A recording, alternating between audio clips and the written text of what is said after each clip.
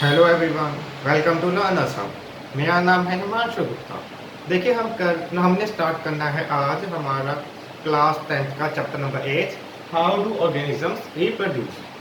सो इस चैप्टर में हमने देखना है, इस चैप्टर में हम देखेंगे कि ऑर्गेनिजम्स, चाहे वो प्लांट हो, एनिमल हो, कुछ भी हो, कोई भी लिविंग ऑर्गेनिज्म हो, वो किस तरह रिप्रोड्यूस करता है, किस तरह वो अपनी स्पीसीज को आगे बढ़ाता है और क्यों करता है, इसके अलावा किस मेथड से करता है, इस सभी चीज़ों के बारे में देखेंगे। तो चलिए शुरू करते हैं।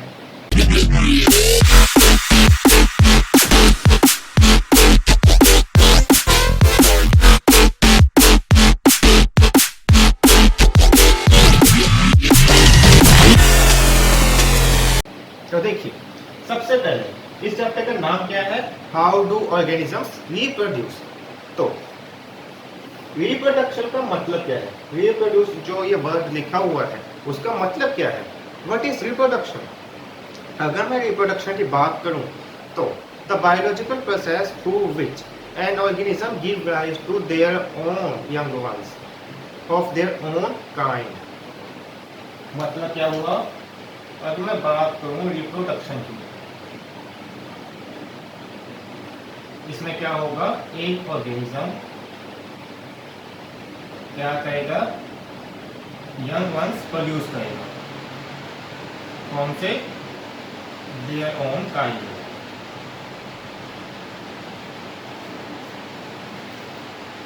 आप जस्ट देख सकते हैं रिप्रोडक्शन का मतलब क्या है। रिप्रोडक्शन की अगर मैं बात करूं तो हमारा जो ऑर्गेनिज्म है, चाहे वो कोई भी हो, प्लांट हो, एनिमल हो, कुछ भी हो, जो हमारा ऑर्गेनिज्म है वो क्या करेगा, यंग वंस को प्रोड्यूस करेगा।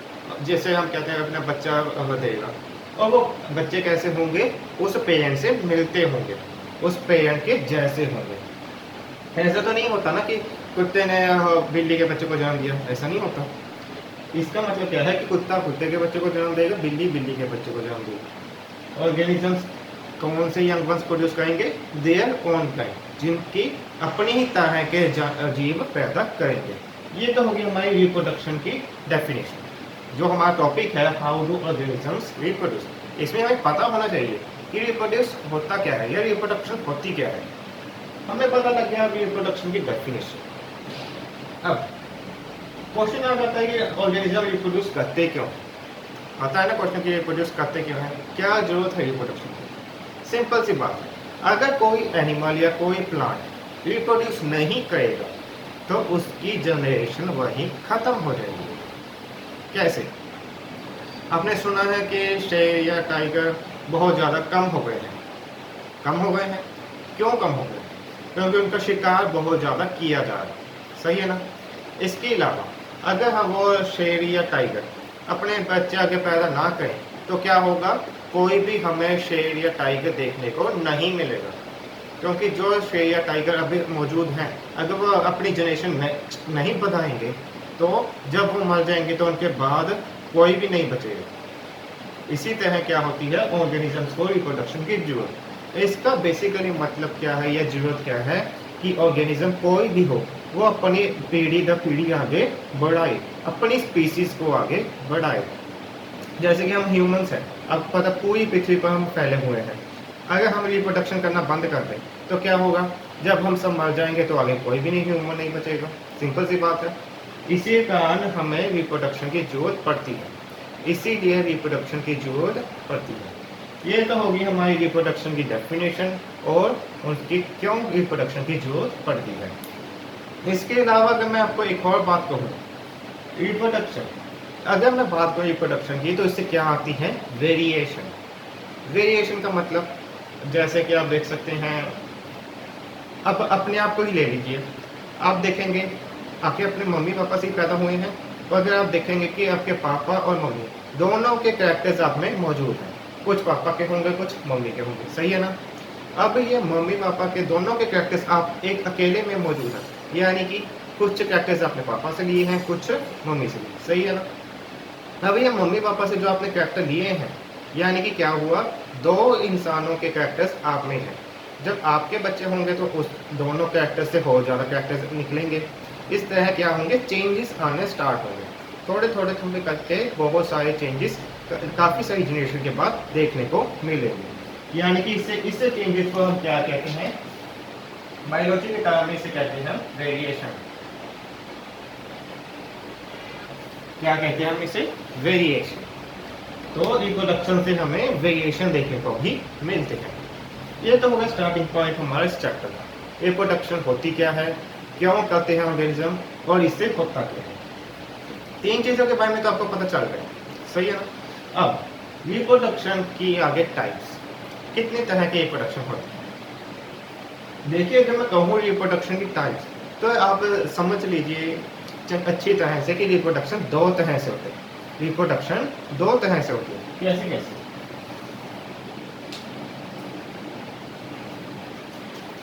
एक होती है हमारे पास एसेक्सुअल, एक होती है सेक्सुअल। हमारे पास रिप्रोडक्शन 2 तरह से, एसेक्सुअल एंड सेक्सुअल। अब इन दोनों में से देखिए आपको डिटेल में बताऊंगा मैं एसेक्सुअल कौन सी होती है, सेक्सुअल कौन सी होती है, मगर याद रखना कि इन दोनों का डिफरेंस भी पूछ लिया जाता है, इसीलिए मैं कंपेयर करके समझाऊंगा। इससे आपको अकेले का भी समझ लग जाएगा और कंपेरिजन में भी मदद मिलेगी। तो देखिए एसेक्सुअल एंड सेक्सुअल, अगर इन दोनों की बात करो, इन दोनों में पहला तो मेन फर्क क्या है, मेन फैक्टर क्या है, सिंगल पेरेंट। इसमें 2 पेरेंट्स, मतलब क्या हुआ कि हमारा जो एसेक्सुअल रिप्रोडक्शन है उसमें सिर्फ एक ही पेरेंट की जरूरत पड़ती है, सिर्फ और सिर्फ एक ही पेरेंट की जरूरत पड़ती है। मगर सेक्सुअल रिप्रोडक्शन में 2 पेरेंट्स की जरूरत पड़ती है। आपको पता ही होगा हमारे अंदर, ह्यूमंस के अंदर कौन सी होती है, सेक्सुअल। सेक्सुअल में हमें 2 पेरेंट्स की लोड पड़ती है, मगर एसेक्सुअल में अगर बात करूं तो उसमें सिर्फ एक ही पेरेंट की जरूरत पड़ेगी, एक ही पेरेंट से काम बन जाएगा। एक डिफरेंस तो ये होगा, ये मेन डिफरेंस है इनका।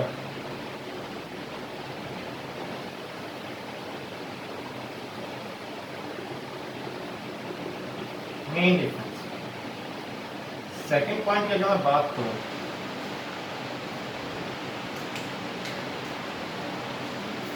सेकंड पॉइंट की अगर मैं बात करूं, पहला तो होगा कि सिंगल पेरेंट, दूसरा लेस वेरिएशन,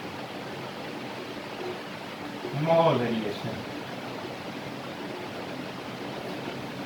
जैसे कि मैंने आपको अभी बताया था, वेरिएशन होती क्या है, जब न्यू ऑर्गेनिज्म बनता है, पेरेंट से न्यू ऑर्गेनिज्म बनता है, उस ऑर्गेनिज्म में कुछ चेंजेस होते हैं उनके पेरेंट से, मतलब कि वो पेरेंट से थोड़ा अलग होते हैं, उसे क्या कहते हैं बायोलॉजी के टर्म में, वेरिएशन।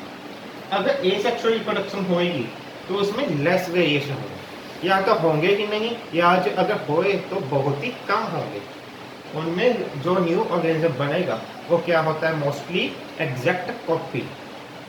एसेक्सुअल रिप्रोडक्शन में जब न्यू ऑर्गेनिज्म बनता है तो वो पेरेंट से बिल्कुल एग्जैक्ट कॉपी कहते हैं उसे, जैसे कि आप क्लोन कह लीजिए कि बिल्कुल पेरेंट से 100% मिलता जुलता है। सेक्सुअल रिप्रोडक्शन में मोर वेरिएशन, आपको पता ही है आप कितने अलग हैं अपने मम्मी पापा से, है ना।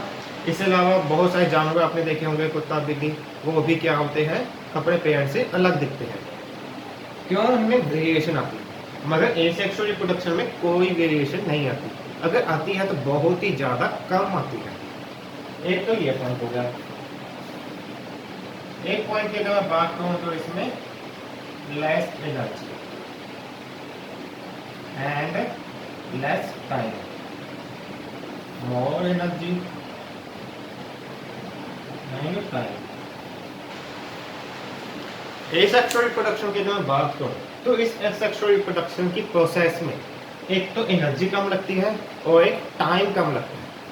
एसेक्सुअल रिप्रोडक्शन में एक तो एनर्जी कम लगेगी, क्यों, क्योंकि इसमें सिर्फ एक ही पेरेंट की जरूरत है, दूसरा टाइम कम लगेगा। ये फास्ट प्रोसेस है, ये बहुत जल्दी जल्दी होती है। सेक्सुअल रिप्रोडक्शन की बात करूँ तो ये स्लो प्रोसेस है, इसमें टाइम भी ज़्यादा लगता है और एनर्जी भी ज़्यादा लगती है। इसमें टाइम और एनर्जी दोनों ज़्यादा लगती है। इसके अलावा ये है फास्ट प्रोसेस, जैसे कि मैंने भी बताया, ये है स्लो। जैसे कि आपको पता है कि ह्यूमंस में अगर आप देखें तो 9 महीने लगते हैं, सही है ना, 9 महीने लगते हैं बच्चा पैदा होने में। मगर अगर एसेक्सुअल रिप्रोडक्शन की बात करें तो उसमें कुछ ऐसे ऑर्गेनिज्म भी हैं जो 1 मिनट में ही कर लेते हैं, जिनके 1 मिनट में ही न्यू ऑर्गेनिज्म बन जाते हैं। सेक्सुअल रिप्रोडक्शन बहुत ही स्लो प्रोसेस है, मगर एसेक्सुअल की बात करूँ तो काफ़ी ज़्यादा फास्ट होती है। इसके 1 मिनट में ही, 1 घंटे में ही काफ़ी सारे न्यू ऑर्गेनिज्म बन जाते हैं, काफ़ी सारे न्यू ऑर्गेनिजम्स बन जाते हैं। ये है एसेक्सुअल रिप्रोडक्शन। सेक्सुअल रिप्रोडक्शन, इसके अलावा अगर मैं एक और डिफरेंस की बात करूँ,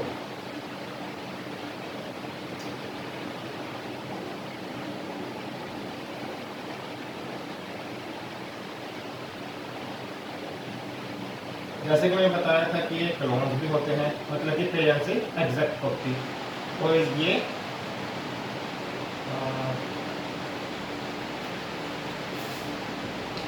क्लोन्स को रहने दीजिए, कंसीडर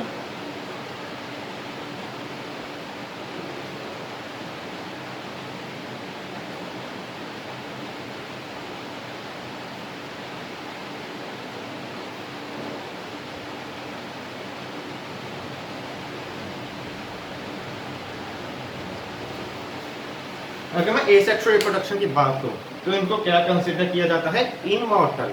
इमॉर्टल मतलब कि अमर। एसेक्सुअल रिप्रोडक्शन की बात करूँ तो इनके ऑर्गेनिजम्स को क्या माना जाता है, इमॉर्टल, मतलब कि मरते नहीं हैं, ये मरते नहीं हैं, ऐसा माना जाता है।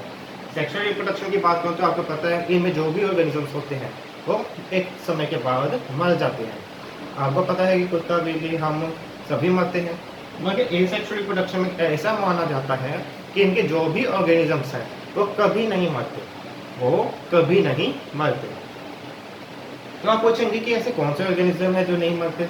उनके बारे में जब हम इसके बाद पढ़ेंगे, एसेक्सुअल रिप्रोडक्शन के बारे में डिटेल में पढ़ेंगे, तब आपको पता चल जाएगा।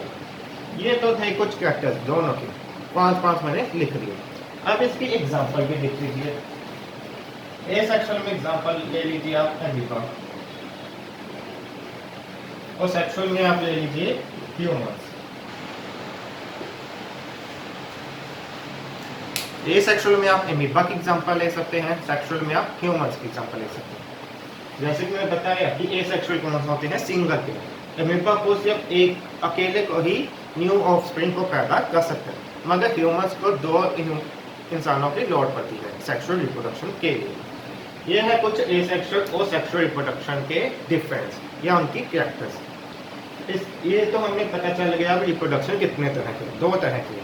अब हम एसेक्सुअल को डिटेल में पढ़ेंगे, एसेक्सुअल की आगे टाइप्स हैं उनको भी बारे में पढ़ेंगे, उसके बाद फिर सेक्सुअल रिप्रोडक्शन के बारे में पढ़ेंगे।